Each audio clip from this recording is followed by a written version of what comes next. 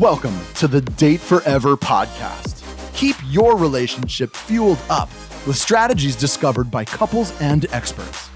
Because at Fuel Collective, we believe better relationships will equal a better world. You are about to discover specific insights and tools that cost little or nothing to implement to help you date forever. And now, here are your hosts, a couple who always have a half-packed suitcase and a date night in the calendar, Sammy and Nathan Yeager. Hello and welcome to Date Forever. In this week's episode, we're chatting about using curiosity to continue growing your relationship, identifying and understanding your emotions, showing up in an authentic way from the beginning, and understanding that each family has different norms and how to blend your two microcultures together. But before we get into that, Sammy, what's been fueling you up this week? We hit a very exciting milestone this past 7 days. We did, didn't we? Yes. 10,000 unique downloads of the Date Forever podcast. Whoa! Woo! Thank you, everyone, for listening and supporting the show. It's not about the numbers for us. It's more about the number of people who have chosen to spend their most precious resource with us, their time. And hopefully each episode has sparked a conversation with a partner or someone you're in a relationship with, and it's inspired you to do something differently. So it's somewhat about the numbers because we want people to be having happy, thriving, amazing relationships. Yeah, it's what the numbers represent for sure. Yeah, it is. Yeah. So that was probably a very exciting fuel up, and we celebrated with champagne, which is always delicious. We've got a few more bottles in the fridge ready to go, so we'll have to start ticking off some of those other milestones that we've got for Fuel Collective. Launching couple and team. Yeah. First sale. Yeah. Hitting a database milestone number. Yeah. Plenty of things to look forward to. Yeah. So the other thing that has been fueling me up is that I am now 8-9 days into a yoga challenge. So at the beginning of the year, one of my 21 goals for 2021 was to do a 30-day yoga challenge. And back in January, I got I think 23, 24 days in, something like that, and hurt myself. Yeah. So we'll check in a week or two's time and see where you're up to. Yeah, but I'm feeling good with consistent practice. Yeah, you've done really well. And I think it's given you an opportunity to get out and get some sunshine as well, which has been nice for you. Yeah. And what about you? What's been fueling you up this last week? Well, we had a really nice date over the weekend. So we just went for a little walk along the harbour in Balmain. Yeah, Bay Run. Yeah, the Bay Run. So one of the really great things that happened last week was that I went to a leadership conference for work, which was really amazing. So we had a couple of really great speakers, a couple talking about more strategic kind of strategic direction of the business, but then also a couple of really great leadership speakers who kind of spoke about different leadership styles and different ways to improve my leadership. So yeah, I think it's just been a good opportunity to kind of reflect on my own leadership style and work out where I can level up my game. But now, here's this week's guest. Today we've got John Broadbent and Amanda Benelak joining us. John is the author of Man Unplugged, Exploring the Inner Man, and has almost 3 decades of experience navigating his own psychology and in more recent times working with men as a coach and mentor. It's John's burning passion to help men live more fulfilling and meaningful lives. Amanda's various journeys from crewing boats to exotic places, sitting with monks in a monastery in Thailand, exploring Mayan ruins in Mexico, to trekking the Inca Trail in Peru, have all supported her desire to broaden her worldview, as well as her taste buds. With more than 36 years in the fitness industry, Amanda became aware of her innate coaching and mentoring skills, which she uses to bring out the best results in her teammates and clients. This all led her to studying behavioural psychology at the Coaching Institute. Welcome to the show, you two. Thank you, guys. Thank you so much. Nice to see you, Sammy and Nathan. And what that bio doesn't say is that you're also in a romantic relationship. Oh, yes. We are, indeed. Which helps. We are proof that you should never give up on love. Oh, I love that. So where do we start? Do we want to start with your love story or your professional stories? Love story for sure. Yeah, let's start there. Well, I think the love story is that we are in the situation of the millions of others that internet was the best option to find our other. So RSVP does work, folks. Okay. But I recommend for it to work very well, you do need to be honest. I had said to myself from the very beginning, it's going to be me, and that's all they're getting. And if they don't like it, that's a sign. So our first date was at a place in Sydney called the Newport, up near Newport, or the Newport Arms as it used to be known. It went for like 4 hours, and we went pretty deep pretty quickly. We found that we could talk pretty well about anything. We had a guy who asked if a seat was spare, and we said yes, thinking he was going to take it to put somewhere. Instead, he sat down and started talking to us. And his wife came over and said, look, just don't hassle these people, let them go. You never know, it might be their first date. And we actually looked at each other and cracked up. And this other guy, whose name was also John, looked at us and he went, oh my God, it's not, is it? And we went, yes, it is. Welcome to our first date, John. Yeah, he was so sorry. Welcome to our first date. Anyway, he came back at the end of the night. We were still sitting there talking. He looked at us and he went, you guys still here? We went, yeah. He said, you'll make it. So when was this first date? End of December 2017. Oh, amazing. We started dating sort of through 2018. 3 months in, we wanted to do a bit of a bucket list holiday, so we booked the Inca Trail in Peru, which we both wanted to do. That was 9 months after we'd met, and 4.5 days trekking the Inca Trail, 2.5 weeks in Peru. You really get to know someone, sleeping in a tent in the rain and the cold. The rain up in the Andes. Yes. So that was an amazing experience. I don't know if you can see behind Nathan's head is our vision board, and it's full of all the things that we really, we're aspiring for and things that we want to do. And the Inca Trail is on that list. Excellent. So we'll be coming to you for training tips when the time is. No worries. So the relationship strengthened. 29th of February last year, Amanda proposed because she could, being leap year. I said yes. Okay. Amazing. So we got married on the 28th of February this year. Oh, beautiful. COVID-free, thankfully. COVID-free wedding. Wow. Beautiful ceremony. 60 people, roughly. My eldest, who's now 19, asked, when we told him we were getting married, asked straight away if he could be my best man. Absolutely. So I've got a younger son who's 13, so they were both at the wedding. And the youngest lives 50-50 with his mum, and the eldest lives with us pretty well full time. Yeah. And my godchild had just turned 16, and she's been a huge figure in my life since she was born. And she had asked me years ago, if you ever get married, can I be your bridesmaid? Well, you need to always be by the example, and that's to my word, because I had promised her as a young girl, yes. So when I asked her, she was just like, oh my God, it's not happened.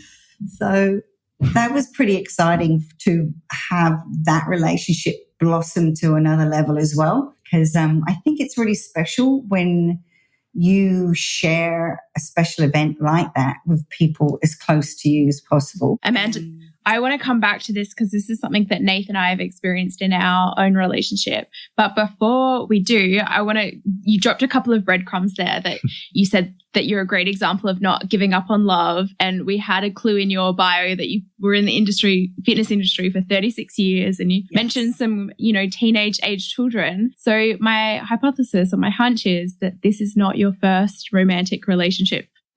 Shit, no. Hell no. I'm a serial de facto. Serial de facto. Okay. Yeah. And what about you, John? Yeah. This is my third marriage.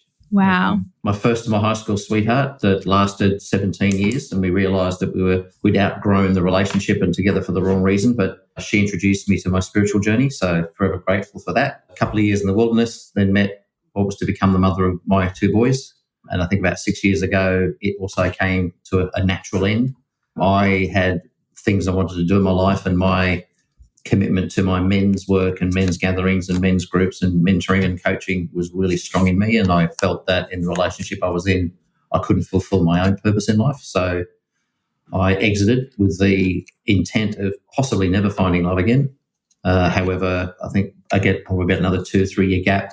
I started to get itchy feet, as it were, and wanted that sort of social sense. And a friend of mine said, look, mate, you've got to go out and date as much as you can to find out what you don't want. So I got myself date fit, as it were. So by the time I met Amanda, and I knew pretty well from the moment we met. In fact, I didn't share this for a couple of years, but within a few weeks of meeting, I actually saw I occasionally get visions, and I saw Amanda standing on a beach dressed in white with a crown of frangipanis in her hair, and I realised it was a wedding, and I kept that quiet for quite some time.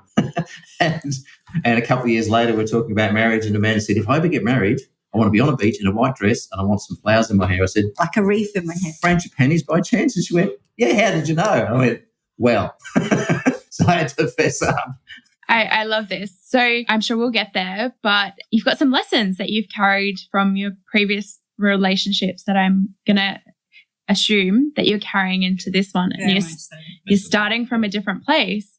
So, John, maybe let's talk a little bit about what you touched on there about the work that you're doing with men and maybe your book, Man Unplugged. So I started, I guess, my inward journey about 30 years ago, almost by accident. I went along to a 3-day weekend workshop. I remember by the middle of the second day, I was sitting there thinking, what am I doing wasting my long weekend listening to fucked up people talking about their fucked up lives? I had a perfect childhood because I couldn't remember it. And that was the beginning of my therapy, shall we say.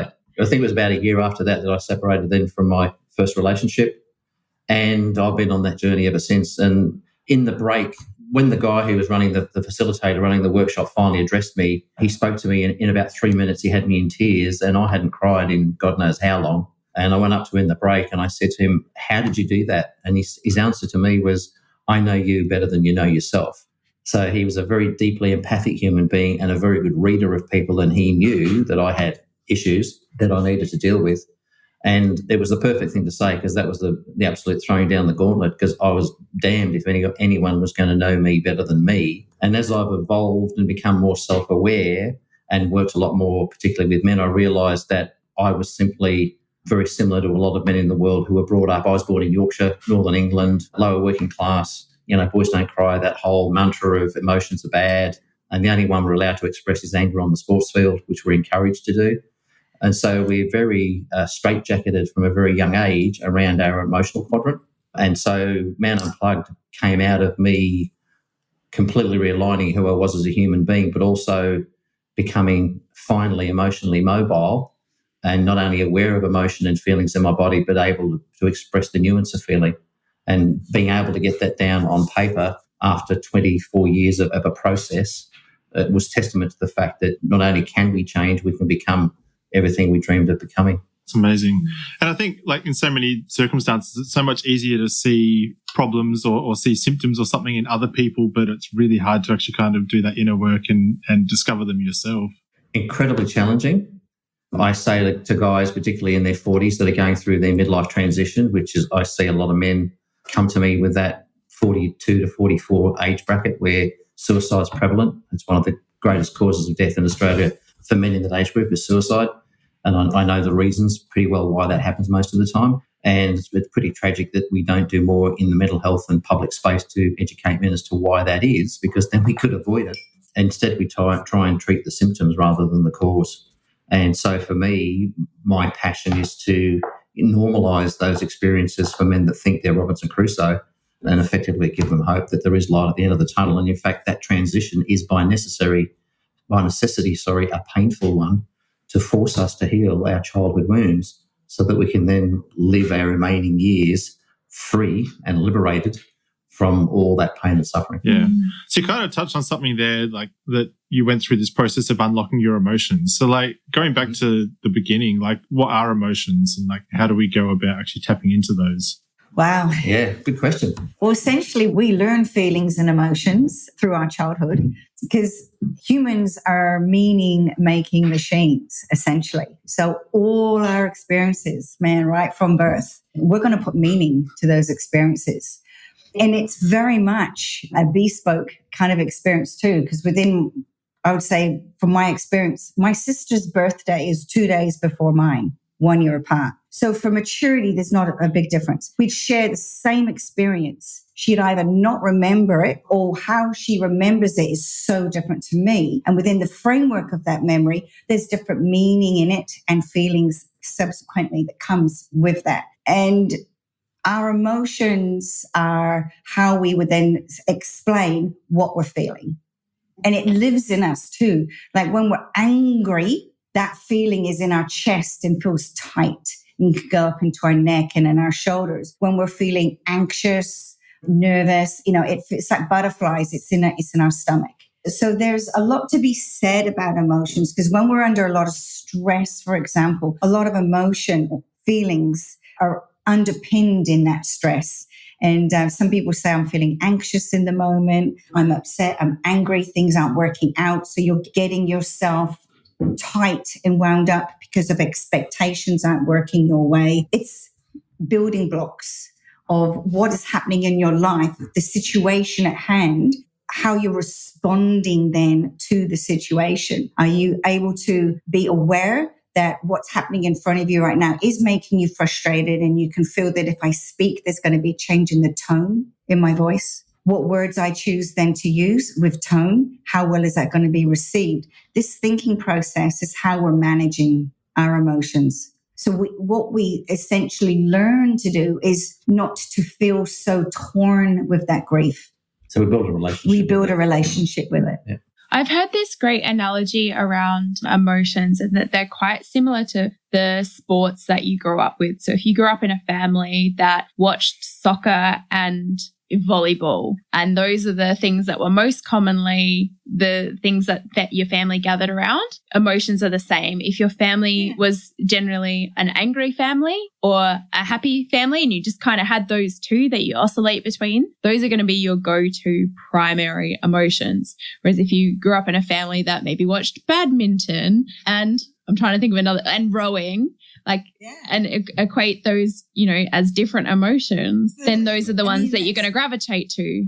Whereas it's unlikely that if you grew up in a family where they never ever watched soccer, you've never seen soccer, you're not familiar with soccer, that's not the emotion that you're going to gravitate to.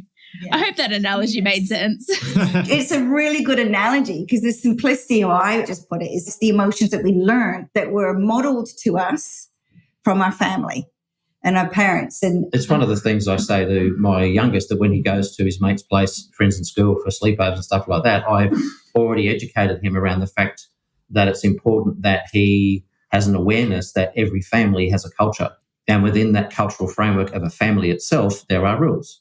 And most families have different rules about how we talk to each other, how we behave, how do we eat, do we sit at the table, do we sit down, watch TV, do we have the TV on in the background all day, do we not, and he just comes back from these interactions now realising that there's no one way and there's no right way, that every family has its own microculture of how to be in that realm. And it's great for kids then to go and spend time in other families and understand that there are different ways of being. I think that can be a real challenge then too, when you get into a relationship and there's two people coming from completely different backgrounds and from two completely different cultures, and then trying to have to navigate what's the culture within your own relationship. Yes. And kind of redefine the rule book, because you both come with two different rule books. Yes. Yeah. So I would say that relationships that are coming together with different religious and cultural backgrounds would be the longest relationships to navigate, because there's always going to be something different coming up within values aligned and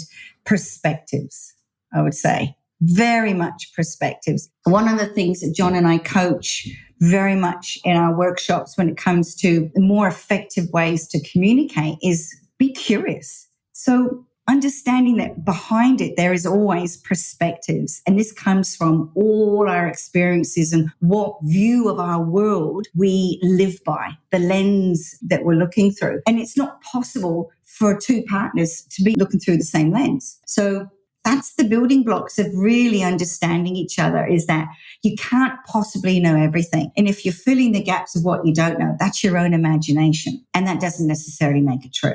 Going back to the example of like a couple with two different cultural backgrounds, I know that they're going to have differences and you're going to have some of these tough conversations. And it probably is actually challenging for people who think that they've come from similar backgrounds. And on the surface, it doesn't look like there's all that many differences, but there's still probably a lot of underlying things that aren't immediately obvious, but you probably still need to work out from a cultural perspective.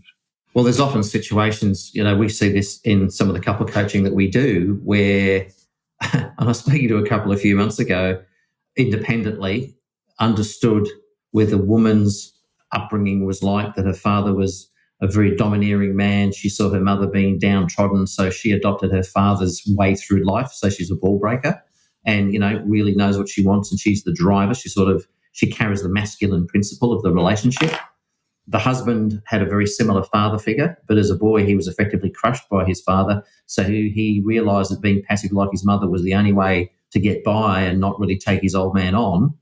And survive. and survive. And, so his self-esteem was very low as a result of that. And in then finally getting these two together and having a conversation with him, I said, so in effect, he's married his dad and she's married her mother. Yeah. And she suddenly realised that, oh, my God, that's exactly what we've done. You know, so he's carrying the feminine principle, she's carrying the masculine principle, and she's actually part of his problem because when he doesn't do what she expects him to do, which is often an implicit expectation that he missed, so he doesn't get it, so then he stuffs up. So she then be on his case just like his old man was. And so his attempt to try and get out from under that and grow has actually been suppressed by his partner, who's now realised that she's actually been part of the problem. So she's got to back off and let him find his feet to rebuild his sense of self. Amanda, I really liked what you said earlier. So I wanted to ask your opinion on whether or not we choose the emotions that go with that, or whether or not we've got influence, or whether or not they just happen. Your emotions don't just, I would say, happen, because they're organically there and are triggered essentially. So you could be like at work. I remember a situation I had on the job, and I was challenged on occasion with one of the girls in my team. And no matter how many times that you would explain to her how to do something, she would kind of like break processes and miss things. So therefore, we're always kind of like patching and fixing things for her. And there was an occasion when it happened again, and I could feel straight away. First, it was the tightening in my body. I actually saw my hands tighten to like going into a fist. I had to quickly go, relax, because I couldn't afford body language to be seen. And I could feel the emotion coming up. And what it was, it's always there. You're just pressing the button to release it. That's your trigger. And so what was coming up for me in that frustration, and underneath the frustration really was fueled, was I had a voice going off in my head, and it was going, I can't fucking believe it. If I have to fucking tell you one more time, like that catalyst. So I'm catching that voice and that gnarliness, and it's feeding how I cannot believe this is happening again. And I just wanted to snap and go, bah, verbal pollution onto her. Oh my God, as you're a professional, you're in a work environment, no one deserves to be spoken to in a horrible way, regardless. Anyway, and I was not going to get anything positive by being a bitch and unprofessional. I caught myself breathing, and I had to manage that emotion and bring it in and go and breathe out. But I had to take the heat out of it, and the gnarliness going, is that gnarliness? What that was my dad. And I was angry, and the behavior that I would have been then repeating would have been the way that he would have responded to the situation, not the new, aware, catching it first, allowing myself to feel it, allowing myself to be aware of it, process, knowing a better way to be though. There's a well-known construct of the emotional pendulum, and when we're in neutral, everything's good, and then something will pull us into the negative side of emotions or the positive side of emotions, and either state is not a good state in which to make decisions. And many people have lost it and then come back after losing awareness and come back after that and realise how embarrassed or ashamed they are of their behaviour. And really what happens, certainly for me, is that as I've become more self-aware, the emotion's still there. However, I don't allow it to rule me anymore like it used to, and I will still oscillate, pendulum will still swing, but it comes back to neutral far more quickly than it used to. Yeah. And I've found that to be a very useful way of seeing how that emotion happens. I still get as joyous as I ever did. I can still get as angry and as sad and as whatever. But if I'm angry now, I think there's a great quote at the front of Daniel Goleman's Emotional Intelligence. I can't remember the exact words, but to paraphrase it, it's something like, to get angry is easy, but to be angry at the right time with the right person for the right reason, the right amount, is an art form. And it was written by Aristotle 2,500 years ago. So we're still working it out after all this time. Yeah. And like you were saying in differences before, I mean, both John and I were born in England. I'm from the southwest of England. The challenge I had in my, what I call unprogramming, is that my father was a full sociopath. He was a brute. He was an absolute bully. The last time he hit me, I was 42. He was a tough person to have as a father and to navigate that. So you're walking on eggshells most of the time. And my mother did her best to stand up to him as much as she could. But it was just so conflict. And we're talking with combat. The age of 16, I asked my parents to get divorced. It didn't go down very well, however. And to this day, I am blown away that my mother outlived him. And sadly, she outlived him, but not to have her health, to be single and have a life of freedom and relaxation and joy. She's sadly not well, and she's living in an aged care home. So just to be mindful of the life we choose for ourselves.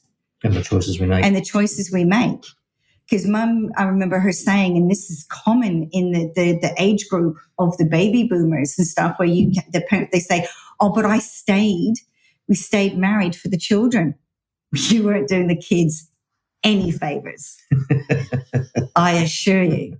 So for me, it was, spending most of my adult life unpacking the damage that growing up in that family environment and with the personality of my dad, the impact it had on me. And I feel blessed. I have a partner as John, who I can have such vulnerably beautiful, open-hearted conversations where I can unpack and share the rawness of what some of those experiences were like.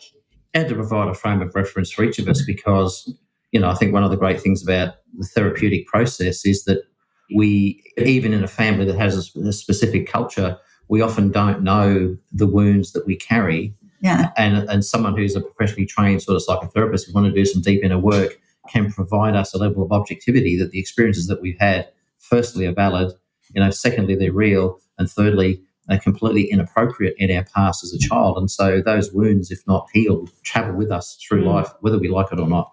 Hey, Amanda, I just really want to thank you and acknowledge you for sharing that. You talked about this unprogramming. So do you think that we can actually change our default emotions, or is it something that we just need to learn to control? I've changed quite a few of my default emotions along the way, majorly. Yep. And I'm so proud of myself for doing it. It's a case of, it's two things as well, is that first, realizing that how you are behaving, you're not getting the results you want. And the common denominator is yourself. Yeah. So you got to own it. Because seriously, you got to own it 100%, but be compassionate on yourself for where it's coming from in the first place. But what came along within when you're working in the health and fitness industry, that it's not just about your body, it's about your mind, because your body is only going to be active and healthy if your mind is mindset that way. So we talked a little bit about, obviously, both of your experience in becoming coaches and becoming mentors in a more formal capacity. But what we didn't really dig into is that you actually do this together. You run workshops and things together. We fell into that one, actually.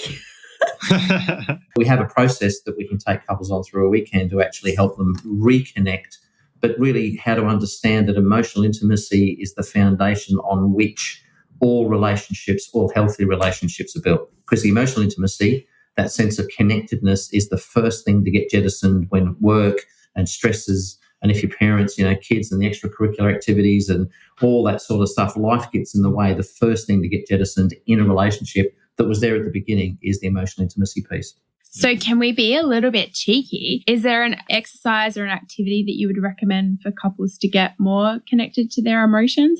Yeah, so I'd answer that in two ways, Sammy. One is intimacy into me see. For me as a man growing up, the way that I was brought up with a lack of emotional mobility, intimacy into me see, no way. No one was ever going to look into me. I was never going to allow anyone to see me because I didn't know who the hell I was. So it wasn't until I'd done that inner work and built a solid core and an understanding of who I was, warts and all, and in acceptance of myself, that I was then prepared to peel off the masks to allow anyone to see me. And it's one of the reasons I love this relationship with Amanda, is because both of us have learned over the years and in more recent times together to be brave enough and courageous enough, Brene Brown, The Power of Vulnerability, to drop into levels of deep vulnerability with each other. And the more we do that, the better our relationship gets. Even though we've been together 3.5 years, it's actually getting stronger and more open and more fulfilling. And for me, far deeper than anything I ever thought was possible. So one of the things that we could share with you, I think, is the concept that we have, that we say that a relationship is not the two people in it, it's the space between. And we call that space the relationship field. I think it's borrowed from somewhere, but hey, we'll claim it as ours. We call it the relationship field. And what we say to couples is, be mindful of what you're putting in the field. If you're throwing in hand grenades and you're blaming and bickering and arguing and polluting the space, then you'll reap what you sow. But if in that relationship field you are putting in nurture and cherishment and care and kindness and compassion and understanding and acknowledgement and all those good things, then the space between you will be a rich and fertile soil in which love can flourish. And that's the emotional intimacy space. It's the reciprocity between two people of willing to be vulnerable and share what's really going on under the bonnet. I love that idea of the space between you being the space where your relationship can grow. Yeah. We use that as a very powerful metaphor on our second day, and we piloted that extra content in the last workshop, and my God, it landed so well. The couples absolutely loved it. And we've done some coaching with some of those couples since then, and they've all expressed how valuable that metaphor has been for them, because they're now looking at each other going, I know I could say something here, but it's a hand grenade. And if I throw that into the space, I'm polluting it. Yeah. So if we can be mindful of what we're putting into that space, it doesn't mean we don't have conflict. It doesn't mean we don't want to lose it, but we will do it in a far more mindful way, because the Gottman Institute has shown, the Gottman Institute is America's their world-leading science-based We love research John and Julie. Exactly. Yes. Well, they've shown that for every one negative you throw into the relationship field, you need 5 positives to counteract it. What are you putting into your relationship field? What's your ratio? Is it 10 bad to 1 good? And then nothing's moving. The needle's moving the wrong way. No shit, Sherlock. Yeah. So you've joined us on the Date Forever podcast. We would love to know, what do the two of you do to keep yourselves dating? Do you have any romantic rituals or habits or practices that keep you in that state of dating? Well, pre-COVID, yes. Pre-COVID, well, I would have to say, when it comes to enriching your relationship, you don't have to go out to do a date night. There are ways that you can create ambiance and nice times together. So essentially, like we joke around and say the foreplay starts at breakfast. And it does. Well, it does. Well, that's life. And that's one of the things I'm writing at the moment. And it is titled Foreplay Starts at Breakfast. And it's all part of that relationship field. Like, as soon as we start communicating it, our everyday interactions, it's nice that there's a purpose. It's nice that there's some potency behind what we do. So you can actually have in your mind some intentions about what you'd like for the evening. Or you can start laying breadcrumbs for that straight away. In the way that you meet each other in the morning, you might decide to be a bit more cheeky, or they're in the kitchen and you're touching them up a bit. I'm really cheeky, and when the kids aren't around and he bends over, I give him a squirrel grip. Thanks for sharing that. So, hey, this is an uncensored show. Yeah, explicit. Go as dirty as you like. Be cheeky. Seriously, go out, all out, be cheeky. It just lightens the load around each other. When you start being that touchy-feely and a bit more, then you feel it. You know it when your partner is actually feeling more intimate. And if you kind of start that earlier in the day, then it just makes things become so much more nicely organic through going into actually being really more intimate at night. And the love languages, just a few weeks after we met, we decided, I knew of them and I hadn't done mine. Amanda did as well. So we actually did our love language test on mine, and we found that our top 2 were exactly the same: physical touch and quality time. Oh, wow. And so, that's nice and easy for you. Oh, yeah. Well, it was. And it was only then that I realised with my previous relationship what her love languages would have been. And I realised, my God, did I miss the mark, as she did with me. But we're very much, we work when we work, we play when we play, but we are very much focused on quality time together, and we're very much focused on the physical touch. So we're quite demonstrative, when we're out in public displays of affection we have no issue with. No. And other people might get embarrassed on our behalf. Well, that's, And we just joke around with each other and go, look, we're the grey-haired ones, showing you that you can be old and dusty like us and still have the groove. Tear up the dance floor in Peru. That's it, yeah. I love to dance. I think we were probably the mature aged ones there in physicality, but not in happy attitude. Oh, look, there's no doubt that physical age is part of the equation. But for me, I've always had a young mindset and can-do attitude. And I've learned, I think one of the biggest lessons I've learned through life is that when life, people say, when it shows you lemons, make lemonade. But for me, it's when life shows up with a challenge. In my past, I would say no to that situation. And then life just kept showing up in different ways until I said yes. So now my maxim for myself is when life shows up with anything, my answer is always yes, because if I don't say yes, then I'm just wasting time that I probably don't have. So I may as well get it done and move on. It doesn't mean I will like the experience that's coming up, but I've learned to become comfortable in the discomfort of that, if that makes sense. And I think also something that we actually share in our couples workshop is tantric sexual healer. And she does workshops. And she will do a workshop where on a Saturday it will be pleasure him, and then on the Sunday it will be pleasure her. But we recommend this to the couples in our workshop to try and help them, possibly if they've been together for a while and sexual intimacy is an issue, how to get started again, how to get back into foreplay, how to get back into... And also how to get back into your body. Amanda knows that you just grab them. You just grab them in the morning. Yeah, just don't bend over around me. And when the opportunity came up to do this workshop, hell yeah, I was nervous. But I was also excited because there was an amazing opportunity for me. The sex education that you wish you'd had in high school. Yeah. Yeah. And just a few decades late, John. Exactly. So this is the irony, Sammy. Here I am doing a workshop for one day to learn how to pleasure a man, which essentially is going to be my partner to receive. Yeah, I felt I gained the most out of that because now I feel like a goddess. It has given me so much more confidence within myself and in my own sexuality than I ever could have imagined. Likewise. So that was a gift. And John says it likewise for him. So, of course, we are each the very happy recipient. And because this is an audio primarily medium, you can't see the two of them and how much they're smiling and bashfully making eyes at each other. It's very cute. So, and this is what we share within our workshops, because essentially that's what it's about, is helping couples reconnect. Most people aren't really comfortable in having these conversations. And if you can't be comfortable talking about this sort of stuff with your intimate partner, who the hell can you talk to about it? If you're not going to be talking about it, you're not going to be doing it. Yeah, exactly. Yeah, because essentially it's with our partner that we want our needs to be fulfilled.